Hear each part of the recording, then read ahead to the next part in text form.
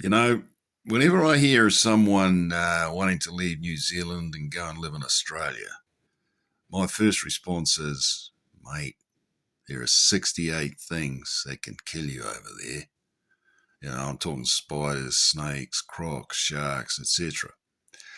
And if that doesn't work, I tell them the story about a mate of mine who got bitten by a snake. This guy works at an Aboriginal school on an island in the Gulf of Carpentaria. And he's one of these guys that goes to bed really early, gets up early, goes for a walk with the dog. So he's out walking one morning and he gets bitten by a snake.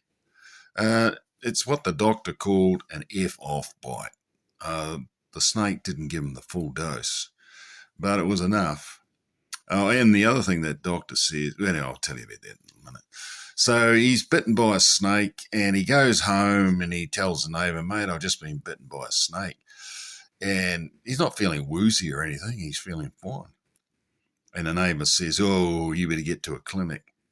So he went to the clinic. He knocked on the door. It's early in the morning and the male nurse comes out and he apologises and says, sorry for bothering you, mate. I've been bitten by a snake.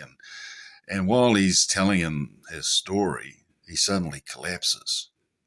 And they put him on a stretcher and they take him into the infirmary.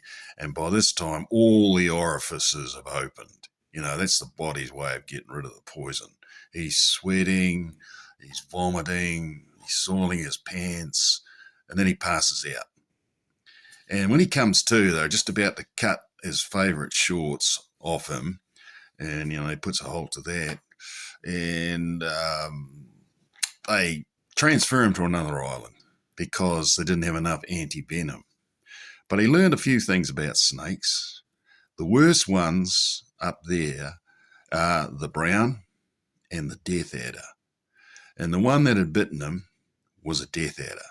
They're short, fat little mongrels, and they'll only bite you if you annoy them or stand on them, do something to upset them.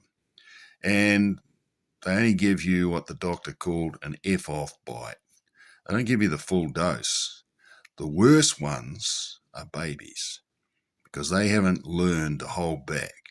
They will fasten onto you and give you the full deal. But eventually they learn not to do that. He said the bite was like getting done by a staple gun. There's no sting. It's just someone's hit you with a stapler. And yeah, he survived it. And he still goes for walks, but now he takes all the dogs in the community. And he still wears jandals, still early in the morning. He reckons, what the heck? I ain't letting snakes rule my life. If it happens, it happens. But he reckons when he comes home, so sweet to be in New Zealand, able to go for a swim without worrying about being done by a croc, or to go for a walk in the bush without being bitten by a snake.